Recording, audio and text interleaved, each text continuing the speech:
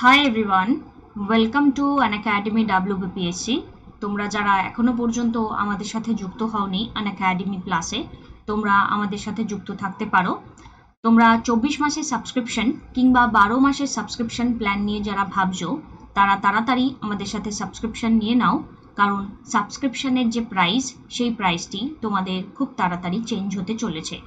সাবস্ক্রিপশনের এখানে 10% ডিসকাউন্ট পেতে তোমরা অঙ্কিতা লাইভ কোডটি ব্যবহার করতে পারো। আমাদের আপকামিং ডিফারেন্ট ব্যাচ কোর্সেস এবং টেস্ট সিরিজ যেগুলি আসছে সেগুলির সম্পর্কে আমরা যদি একটু কথা বলি, আরও একটি আগমন ব্যাচ আসছে, যে ব্যাচটি নাম্বার 3333, এবং এখানে ডিফারেন্ট এডুকেটররা তোমাদের আলাদা আলাদা সাবজেক্টকে এখানে কভার করানোর চেষ্টা করছেন। তোমরা যদি মনে করো আমাদের সাথে রেগুলারিটি মেনটেন করতে পারবে, তাহলে তোমাদের প্রিপারেশন অনেকটা সুন্দরভাবে তোমরা এগিয়ে নিয়ে যেতে পারবে। ডেইলি টেস্ট এখানে আমাদের টপ এডুকেটরদের দ্বারা নেওয়া হয়ে থাকে তোমাদের জন্য। প্রত্যেক দিন আলাদা আলাদা টাইমে এখানে যে টেস্টগুলি হচ্ছে, যারা এখনো পর্যন্ত আমাদের সাথে কানেক্টেড থাকোনি তারা কিন্তু এই টেস্টে পার্টিসিপেট করতে পারো। র্যাঙ্ক 1 হোল্ডার অ্যামাজন ভাউচার পাবে 300, র্যাঙ্ক 2 হোল্ডার অ্যামাজন ভাউচার পাবে 200 এবং র্যাঙ্ক 3 অ্যামাজন ভাউচার পাবে 100। তো ভাউচারটা ম্যাটার করছে না, রিওয়ার্ডটা ম্যাটার করছে না, ম্যাটার যেটা করছে তোমার পোটেনশিয়াল, তোমার পারসিভিয়ারেন্স এবং তোমার সাকসেসের ক্যাপাসিটি। সো অবশ্যই আমাদের সাথে ক্লাসেসগুলো করার জন্য বা টেস্ট এগুলো অ্যাভেইল করার জন্য অঙ্কিতা লাইভ কোডটি তোমরা ব্যবহার করতে পারো। WBPSCর ডিফারেন্ট ফ্রি টেস্ট আমরা এখানে দেখতে পাচ্ছি। 20 তারিখ, 21 তারিখ, 23 তারিখ, 24 তারিখ পরপর তোমাদেরকে এই প্রত্যেকটা সিরিজে কানেক্টেড রাখার জন্য বলবো। এখানে থাকতে কানেক্টেড থাকবে তোমরা, কারণ প্রত্যেকটা সিরিজের মাধ্যমেই কিন্তু তোমরা তোমাদের লক্ষ্যের কাছাকাছি পৌঁছে যেতে পারবে। রেগুলার প্র্যাকটিসটা খুব ইম্পর্টেন্ট। যারা অলরেডি আমাদের প্লাস লার্নার রয়েছে তাদের জন্য বেশ কিছু এই উইকের মক টেস্ট রয়েছে, যেই মক টেস্টে চাইলে এগেইন তোমরা পার্টিসিপেট করতে পারো এবং তোমরা যেটা পড়ছো আমাদের সাথে, সেই পড়ার সময় যা পারছো বা যা পারছো না সেই জায়গাগুলিকে একটু দেখে রেগুলারিটি মেনটেন করো। যারা এখনো পর্যন্ত স্পেশাল ক্লাস করোনি, ডেসক্রিপশনে আমার প্রোফাইলে স্পেশাল ক্লাসের লিঙ্ক প্রোভাইড করা রয়েছে। তো তোমরা যদি চাও আমার প্রোফাইলে গিয়ে ডিফারেন্ট ক্লাস যেগুলি আমি স্পেশাল নিয়ে থাকি তার দ্বারা কানেক্টেড থাকতে পারো। ডেসক্রিপশনে আমার প্রোফাইলে লিঙ্ক প্রোভাইড করা রয়েছে, আমার প্রোফাইলে তোমরা ডাইরেক্টলি ভিজিট করতে পারো, সেখানে তোমরা আমাদেরকে ফলো করে রাখতে পারো। অলরেডি আনএকাডেমি প্ল্যাটফর্মে আমাদের অনেক স্টুডেন্টরাই কানেক্টেড রয়েছে, যেখানে আমরা রেগুলারিটি মেনটেন করার চেষ্টা করছি তোমাদের এটার পারফরমেন্সের জন্য। সাবস্ক্রিপশন যদি প্রয়োজনীয় হয়, 1 মান্থের সাবস্ক্রিপশন প্ল্যান, 3 মান্থের সাবস্ক্রিপশন প্ল্যান, 6 মান্থস, 12 মান্থ এবং 24 মান্থ প্রত্যেকটি অ্যাভেলেবেল রয়েছে। তবে 12 মান্থের সাবস্ক্রিপশনে পার মান্থ 871 এবং 24 মান্থের ক্ষেত্রে 633 সাবস্ক্রিপশন প্ল্যান, তার উপরেও আরও 10% ডিসকাউন্ট পাচ্ছ যদি অঙ্কিতা লাইভ কোডটি ব্যবহার করো। তাই সুস্থ থাকো, পড়তে থাকো, রেগুলারিটি মেনটেন করো, নিজেদের কমপ্লিট সিলেবাসের প্রিপারেশন নাও, unlimited PDF note, regular doubt clearing সেশনসের মাধ্যমে নিজেদের লক্ষ্যের দিকে এগিয়ে যাও। আজকের যে সেশনে আমরা কথা বলবো যে টপিকটি নিয়ে, সেই টপিকের দিকে মুভ করা যাক। আজকের আমাদের টপিকটা খুব ইন্টারেস্টিং একটি টপিক। এই টপিক নিয়ে আমরা ডিসকাশন করব। আমাদের সাথে এই টপিকের যে বেসিক আইডিয়াগুলো রয়েছে, after completion of this video তোমরা কিন্তু সেটা সম্পর্কে বেসিক আইডিয়া তৈরি করে ফেলতে পারবে। সো আমাদের অ্যানশিয়েন্ট যে স্ট্রাকচার, অ্যানশিয়েন্ট সময়ে আরবানাইজেশন কিভাবে এসেছে সেই নিয়ে আজকের আমাদের এই টপিকটি রয়েছে। এবার আরবানাইজেশন কথাটার মধ্যে সিভিলাইজেশন বোথটা আছে। আরবানাইজেশন এবং সিভিলাইজেশনকে অনেক সময় একসাথে আলোচনা করা হয়ে থাকে। এবার এই যে আরবানাইজেশন এবং সিভিলাইজেশনের মধ্যে কানেকশনটা ঠিক বোঝার আমরা চেষ্টা করব, এবং আরবানাইজেশন শুরু কিভাবে হলো সেই জায়গাটিকে আমরা একটু দেখবার চেষ্টা করব আমাদের এই ভিডিওতে। আজকের এই পার্টিকুলার সেকশনটিতে মানে আন্ডারস্ট্যান্ডিং লেভেলটিকে গ্রো করার আগে আমাদের যে আইডিয়াটি নিতে হবে সেটি হচ্ছে গিয়ে যে আমাদের হিস্ট্রিকে আমরা কত ভাগে ভাগ করতে পারি। সো আমরা যদি হিস্ট্রিকে ভাগ করতে চাই তাহলে হিস্ট্রিকে আমরা 3টে ভাগে ভাগ করতে পারি। সো এক্ষেত্রে প্রি হিস্ট্রি, প্রোটো হিস্ট্রি এবং হিস্ট্রির এই 3টে ভাগ, যেখানে আমরা ইনফরমেশন বলতে গেলে কন্টেম্পোরারি ওয়ার্ল্ড বা আমরা যার ব্যাপারে জানতে পারি সেটা হচ্ছে এই প্রোটো হিস্ট্রি আর হিস্ট্রি। কারণ প্রি হিস্ট্রির যে সমস্ত তথ্য আমাদের কাছে রয়েছে সেটাই ম্যাক্সিমামটাই আমরা বলতে পারি অ্যাজাম্পশনের বেসিসে। এবার প্রি হিস্ট্রির জায়গা থেকে আবার যদি মানে হিস্ট্রির এই যে ভাগ সেখান থেকে যদি আমি আরও একটা অন্য দিকে মুভ করি, আমরা যদি স্টোন এজগুলিকে দেখি সেখানে আমাদের অনেকগুলি ডিফারেন্ট আইডিয়া রয়েছে। Paleolithic age, mesolithic age. So paleo, meso এবং নিও, তারপর রয়েছে চ্যালকো। এবার এই যে ভাগ যার মধ্যে প্যালিও এবং মেসো এরা মেনলি প্রি হিস্ট্রির পার্ট। এই সময়ে মানুষজনের মধ্যে অ্যাগ্রিকালচারের বোধটা আসেনি এবং অ্যাগ্রিকালচার যেখানে থাকে না সেখানে কিন্তু আমরা সিভিলাইজেশন পাই না সেইভাবে। সো প্যালিও এবং মেসো এই যে দুটো এজ, প্যালিওলিথিক এবং মেসোলিথিক এই যে স্টোন এজ, এখানে মেনলি তারা প্যালিওতে হান্টিং করেই কাটাতো, শিকার করত এবং তাদের খাবার গ্যাদারিং করে রাখতো। তো তারা mainly Hunter and food gatherer ছিল। মেসোলিথিকেও তারা হান্টিং তো করতো কিন্তু সাথে এনাদের আমরা দেখতে পাই হার্ডিংও করতো, মানে পশু পালন আস্তে আস্তে করা শুরু করে দিয়েছিল মেসোলিথিকে। এবার এই যে পশুপালন হচ্ছে সেটা কিন্তু অনেকেই তর্ক করে থাকেন যে পশুপালন করা মানেই কিন্তু সেটা আরবানাইজেশনের একটা বা সিভিলাইজেশনের একটা পার্ট। আরবানাইজেশন না বলা যাক, আরবানাইজেশন বললে অন্য ভাব চলে আসবে, সিভিলাইজেশনের একটা পার্ট। যদিও বা এর মতামত বিভিন্ন রয়েছে।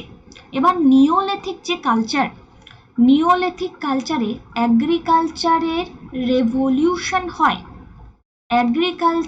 রেভলিউশন হয়, এবং এখানে মেন উইমেন ওয়ার্কিং কন্ডিশনের ডিভিশন হয়। এখানে সেক্সের উপর বেস করে কাজ ভাগ করে দেওয়া হচ্ছে।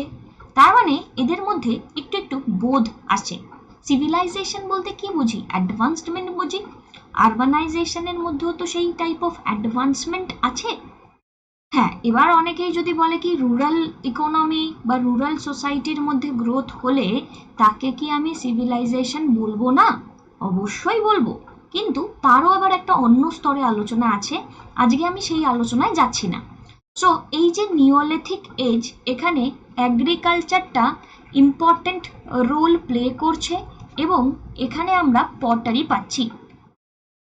পটারি আমাদেরকে ইন্ডিকেট করে যে আমাদের এখানে বাড়তি প্রোডাকশন হচ্ছে, এক্সেস থেকে যাচ্ছে, যার জন্য আমাদের স্টোরেজ কিছু দরকার। তারপর চ্যালকোলিথিকে আমরা মেটালের আবিষ্কার পাই যাতে আমাদের পরিবেশ পুরোটাই বদলে যায়। এবার এই যে বক্তব্যটা আমরা করলাম প্রি হিস্ট্রি, প্রোটো হিস্ট্রি এবং হিস্ট্রি, এখানে নিও আর চ্যালকো আমাদের প্রোটো হিস্ট্রির পার্ট, আর হিস্ট্রি যেটা আমরা এখন বর্তমানে যার সম্পর্কে পড়ছি। এবার এই যে পরবর্তী সময়ে যখন হরপ্পান সিভিলাইজেশন আসছে, হরপ্পান সিভিলাইজেশনের সাথে আমরা চ্যালকোকে অনেক জায়গায় কন্টেম্পোরারি বলি, আবার অনেক সময় বলি যে হরপ্পান সিভিলাইজেশনের পরবর্তী টাইমে চ্যালকো এসেছে। এগেইন এটা হিস্টোরিয়ানরা তাদের বিভিন্ন বক্তব্য বিভিন্ন সময় রেখেছেন। হরপ্পান সিভিলাইজেশনকে আমরা চিনে থাকি ফর ইটস আরবান আউটলুক এবং sophisticated sense of civic planning and organisation. So planning এবং অর্গানাইজেশন যেখানে থাকছে সেই স্পেসিফিক জায়গা থেকে আমরা আরবান নেচার দেখতে পাচ্ছি। কারণ আমি যদি কোনো একটা পার্টিকুলার সিভিলাইজেশনকে প্ল্যান করি, অর্গানাইজ করি, তাহলে আগামী দিনে আমরা তার থেকে অ্যাডভান্সমেন্ট নিয়ে আমরা ফার্দার সোসাইটির ডেভেলপমেন্ট করতে পারি। এবার এই যে ছবিটা তোমাদের কাছে রয়েছে, সেই ছবিটাকে তোমরা যদি দেখো, সেখানে লেখা রয়েছে গ্র্যানারি, লেখা রয়েছে আরও একটা ব্লক নাম্বার 6, লেখা রয়েছে কলেজ, লেখা রয়েছে গ্রেট বাথ, তারপর এখানে লেখা রয়েছে পিলার্ড হল। সো এই যে আমরা রেশিওটা পাচ্ছি, এই যে রিপ্রেজেন্টেশনটা আমাদের এখানে আমরা দেখতে পাচ্ছি, যেখানে সিভিলাইজেশনের কানেকশনটাকে নিয়ে আমরা কথা বলছি। মোস্ট হারাপ্পান সিটিতে এখানে আমরা দেখতে পাচ্ছি যে দুটো পার্ট দ্বারা ডিভাইডেড ছিল। একটি হচ্ছে সিটাডেল বা রেইজড পার্ট। এই part occupied a smaller area was frequently situated to the West of the city. তো সিটাডেল এবং রেইজ যে পার্টটা, সেটা একটা ছোট্ট এরিয়া বরাবর থাকে এবং কোনো একটা সিটির ওয়েস্ট পার্টে আমরা দেখতে পাই সিটাডেল আর রেইজ পার্টকে। এই জায়গায় রুলার্সরা এখানে বসবাস করত।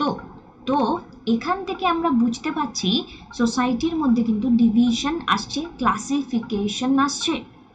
কারণ যারা উচ্চ বর্গের ছোট এলাকায় থাকছে, এমন নাকি মানে অনেকটা কম সংখ্যায় যেহেতু তারা থাকছে, তো স্মলার এরিয়া তাদের জন্য আছে এবং তারা কিন্তু উঁচু এলাকায় থাকছে, সিটাডেল মানে রেইজড পার্ট।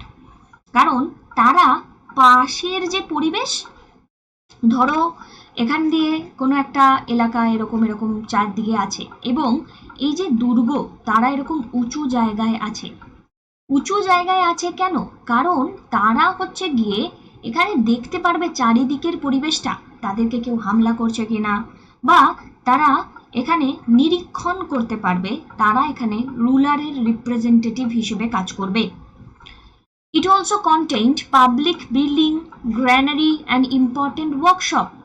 তার মানে এই যে সিটাডেল এবং রেইজড পার্টে সবচেয়ে প্রয়োজনীয় বিল্ডিংগুলো থাকবে, ইম্পর্টেন্ট ওয়ার্কশপগুলো থাকবে, গ্র্যানারি থাকবে, পাবলিক বিল্ডিং থাকবে।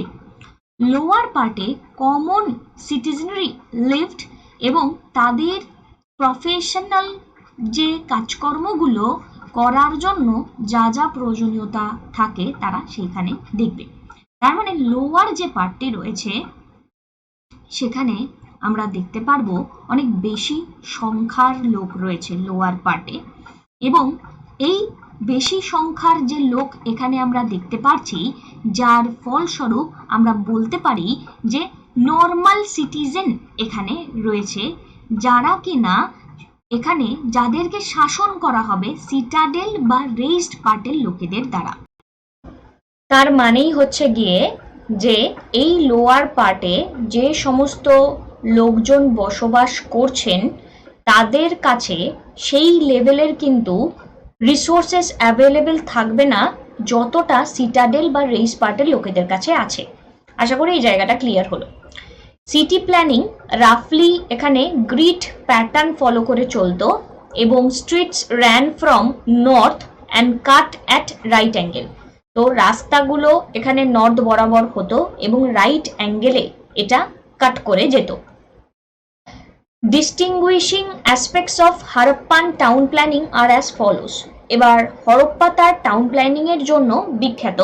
এখানে সেই হরপ্পার টাউন প্ল্যানিংকে আমরা কি ভাবে কোন জায়গা থেকে আমরা বলতে পারি যে হ্যাঁ এটা একটা অন্যতম মাত্রা রাখে, সেটি হচ্ছে the streets were wide, the main street being 10 metre wide and dividing the town into rectangular and square block. রাস্তাটা যেটা সেটা অনেকটা চওড়া ছিল এবং মেন যে রাস্তা সেটা 10 মিটার চওড়া ছিল। সেটি টাউনকে ভাগ করত রেক্ট্যাঙ্গুলার এবং স্কোয়ার ব্লকে। ডেটাটা ইম্পর্টেন্ট, রেক্ট্যাঙ্গুলার অথবা স্কোয়ার ব্লকে ভাগ করত। There were lamp post at the interval, কেমন মারাত্মক একটা পয়েন্ট, তখনকার টাইমে ল্যাম্প পোস্ট ইন্টারভালে থাকতো।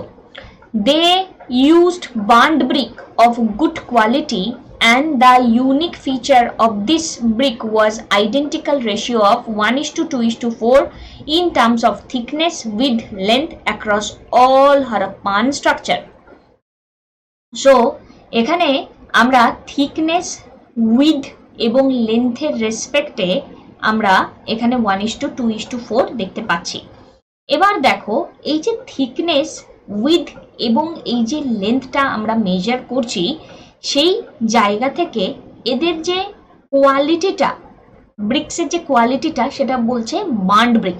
এক একটা পয়েন্ট ইম্পর্টেন্ট আমাদের পরীক্ষার জন্য।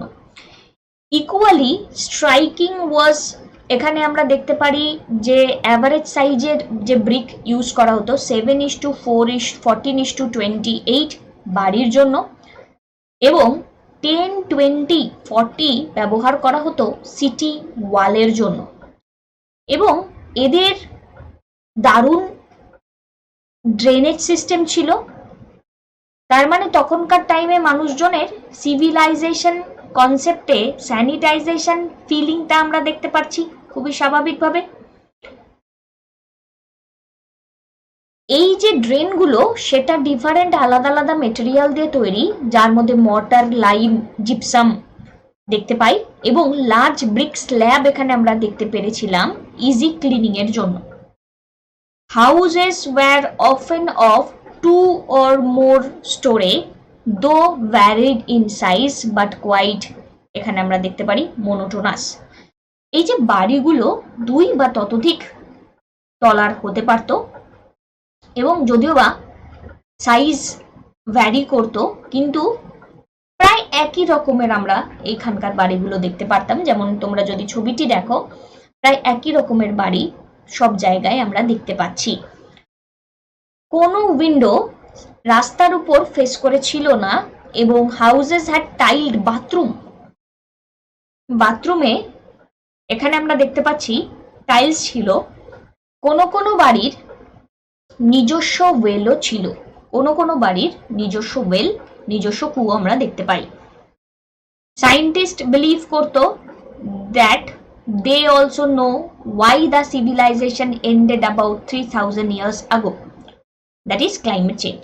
তো ইন্দাস ভ্যালি সিভিলাইজেশনের এই যে মানুষগুলো রয়েছে, এখানে আমরা দেখতে পাচ্ছি ক্লাইমেট চেঞ্জের জন্য এই ক্লাইমেটিক কন্ডিশন এখানে আমরা খারাপ বলে দেখা যায় ইন্দাস ভ্যালি সিভিলাইজেশনের পতন হয়।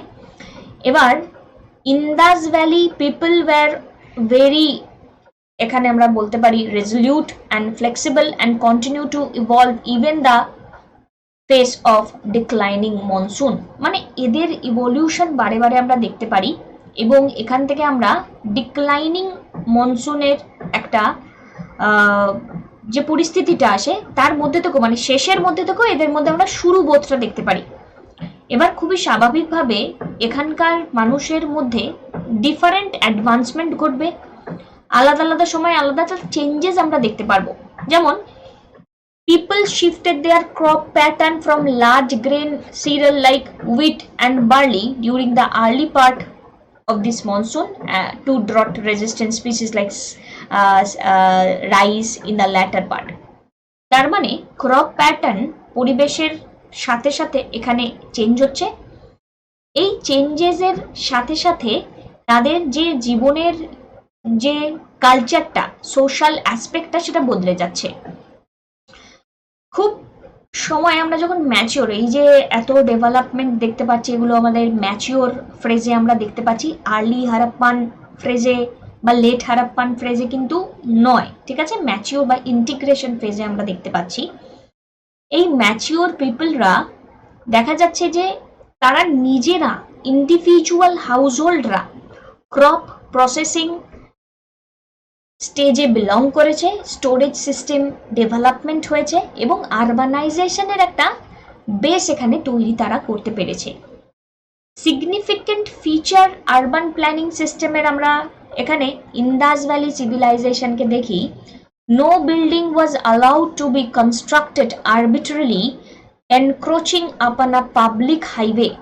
সো এখানে আমরা দেখতে পাচ্ছি কোনো বিল্ডিং এখানে আরবিট্রারি বেসিসে কনস্ট্রাক্ট করা হয়নি এবং আলটিমেটলি পাবলিক যে হাইওয়ে রয়েছে, পাবলিক হাইওয়ের উপরে, এমনও নয় কি রাস্তাঘাটের উপর যেমন অনেক সময় হয় না কি এখনকার মানুষকে বোঝাতে হয় যে যেখানে পাবলিক ট্রান্সপোর্ট রয়েছে বা কোনো রকম পাবলিক কোনো কনস্ট্রাকশন রয়েছে সেখানে যেন কোনো রকম বসত বাড়ি না গড়ে তোলা হয় ইত্যাদি ইত্যাদি। তাদের মধ্যে কিন্তু সেই সিগনিফিকেন্ট বোধটা ছিল। Planned inclined drainage system Indus valley সিভিলাইজেশনের অন্যতম একটা দিক, যেটা ফার্স্ট আরবানাইজেশনের একটা ইন্ডিকেশন দেয়।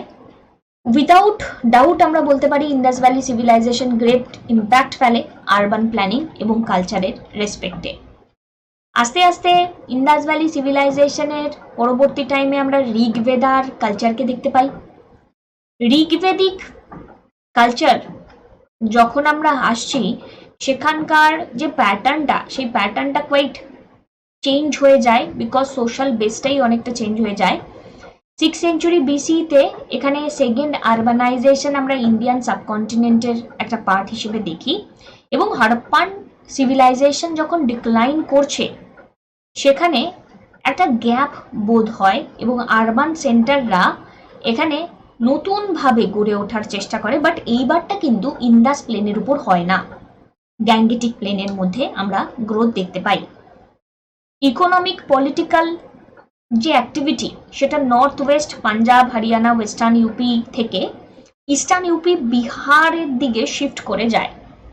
এই জায়গাটি খুব ইম্পর্টেন্ট এবং এই যে সেকশনটা শুধুমাত্র যে ফার্টাইল ছিল তা কিন্তু নয়, এখানে প্রপার রেইনফল, রিভার সিস্টেম আমরা দেখতে পারি এবং আস্তে আস্তে দেখা যায় যে সেকেন্ড আরবানাইজেশন হওয়ার পিছনে মূল বিষয়বস্তু আয়রন প্রোডাকশন হয়।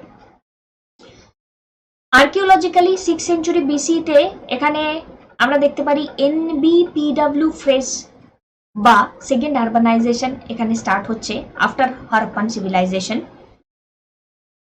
এই সিভিলাইজেশনে বেশ কিছু লিটারেসি সোর্সেস আমরা পাই, বুদ্ধিস্ট, পালি টেক্সট, সংস্কৃত সূত্র লিটারেচার, আর্কিওলজিক্যাল এভিডেন্স। এনবিপিডব্লিউ বলতে কি বোঝায়? নর্দার্ন ব্ল্যাক পলিশড ওয়্যার, যেগুলো খুব glossy shining type of pottery আমরা দেখতে পাই এবং ফাইন ফ্যাব্রিক দিয়ে এখানে তৈরি করা হয়।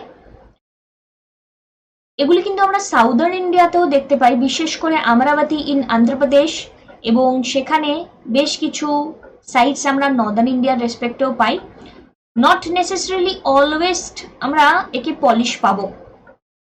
পলিশ পেয়েছি, এনবিপিডব্লিউ কালচারের মেইন ফিচারটাই হচ্ছে পলিশ, বাট সামটাইম এটার পলিশ নাও হতে পারে, এক্সেপশন যাকে বলা যায় থাকতেই পারে। আফটার দ্যাট 6th সেঞ্চুরি বিসিতে আরেকটা এরা আমরা পেয়ে যাই আরবানাইজেশনের ইন্ডিয়ান সাবকন্টিনেন্টের, সেটি বুদ্ধিজম, জৈনিজমের পার্ট। এগ্রিকালচার এখানে এক্সপ্যানশন হচ্ছে, ফুড সাপ্লাই বাড়ছে, ডেভেলপমেন্ট বাড়ছে, মানুষজন ক্রাফট প্রোডাকশন, ট্রেড এবং আরবান সেন্টারের দিকে এগোচ্ছে। ট্রেডের মধ্যে দিয়ে রিফ্লেকশন আমরা পাচ্ছি পাঞ্চমার্ক কয়েন, এবং এই পাঞ্চমার্ক কয়েনগুলো খুঁজে বার করা হয়েছে নুমিসম্যাটিস্টদের দ্বারা, যারা কয়েন নিয়ে পড়াশোনা করেন। More than 60 town city like Pataliputra, Rajgriha, এখানে শ্রাবস্তি, বারাণসী, বৈশালী, চম্পা, কৌশম্বী ইত্যাদি ইত্যাদির ডেভেলপমেন্ট আমরা পাই। সো সব মিলিয়ে আমরা বলতে পারি এই যে স্ট্রাকচারাল ডেভেলপমেন্টটা সেটা অনেকটাই প্রপার দিকে আগামী দিনে মহাজনপদের থ্রু দিয়ে গ্রো করতে থাকে এবং আরবানাইজেশনে মুভমেন্টস হয়। আরবানাইজেশন বলতে কিন্তু শুধুমাত্র সিটি প্ল্যানিং এখানে ইম্পর্টেন্ট রোল প্লে করে না। আরবানাইজেশন মানে অনেক অনেক কিন্তু আলাদা আলাদা প্যারামিটার, লাইক সেখানকার সোশ্যাল বেস কেমন রয়েছে, সেখানকার মানুষজনের মধ্যে অ্যাডভান্সমেন্ট কেমন আছে, এডুকেশন কেমন আছে, হেলথ কেমন আছে, এবং এই সবটা মিলিয়ে ডেভেলপমেন্টটা আরেকটা চূড়ায় পৌঁছায়। এখানে আরো বেশ কিছু তথ্য তোমাদেরকে যদি বলা যায়, তার আগে জানিয়ে রাখি, তোমরা এখনো পর্যন্ত আমাদের সাথে যারা সাবস্ক্রিপশন নাওনি তারা তাড়াতাড়ি সাবস্ক্রিপশন নিয়ে নাও, বিকজ অ্যানশিয়েন্ট মেডাইভাল মডার্নের অ্যানশিয়েন্ট সেকশনটা অলরেডি স্টার্ট করা হয়ে গিয়েছে। তোমাদের সাথে তোমরা যদি মনে করো তোমাদের এই সেশনসগুলো প্রয়োজনীয় এবং তোমরা ইতিহাসকে আরো কাছ থেকে বুঝতে শিখতে চাও, তাহলে অবশ্যই আমাদের সাথে কানেক্টেড থাকতে পারো। এবার এই যে সময়কালটা আমরা পাচ্ছি না, মানে এখানে পুরো মহাজনপদ কিংবা তার আগে আমি যেটা পয়েন্টটা বললাম হারাপ্পার পরে এখানে আমরা দেখতে পাচ্ছি ইন্দাস ভ্যালি সিভিলাইজেশনের এক্ষেত্রে এন্ডিং এর পরে আমরা ঋগ্বেদিক পিরিয়ড দেখতে পাচ্ছি। তারপর সেখান থেকেই মহাজনপদ আসছে, মহাজনপদের ওখানে রিলিজিয়াস সেকশনটা অনেকটা পরিমাণে দৃঢ় হয়ে যায়, যার জন্য বুদ্ধিজম জৈনিজম আসছে। এই যে পয়েন্টগুলো, এই পয়েন্টগুলো প্রত্যেকটাই ভীষণ রকম গুরুত্বপূর্ণ, এবং প্রত্যেকটা ধাপে কিন্তু আমরা আরবানাইজেশনের ডেভেলপমেন্ট পেয়েছি, যদিও বা কিছু অর্থে সোশ্যাল বেস ডাউনফল আমরা পাই। তো এই প্রত্যেকটা তথ্য তোমাদের প্রিপারেশনের জন্য ইম্পর্টেন্ট, অনেকটাই তোমাদেরকে একটা আইডিয়া দেওয়ার চেষ্টা করলাম। সুস্থ থাকো, ভালো থাকো, পড়তে থাকো, আমাদের সাথে সাবস্ক্রিপশন নিয়ে নাও অঙ্কিতা লাইভ কোডটি ব্যবহার করে, এবং আমার পড়ানো তোমাদের ভালো লাগলে চাইলে হ্যাড ডেডিকেটও করতে পারো। Thank you.